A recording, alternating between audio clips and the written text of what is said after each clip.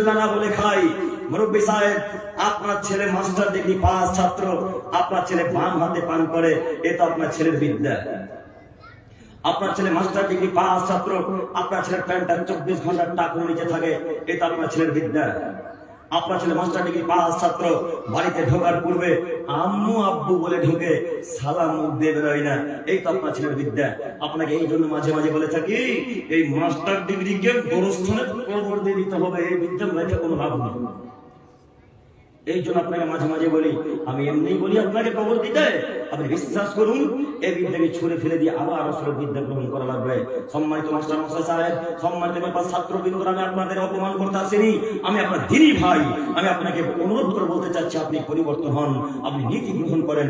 আজকে থেকে খাদ্যের শুরুতে বিসমিল্লাহ বলেন, পানি পান করার পূর্বে বিসমিল্লাহ বলে ডান হাতে পানি পান করা শুরু করেন, বসে পান করবেন, বসে পান করার চেষ্টা করবেন এবং খাদ্যের শুরু বিসমিল্লাহ বলবেন।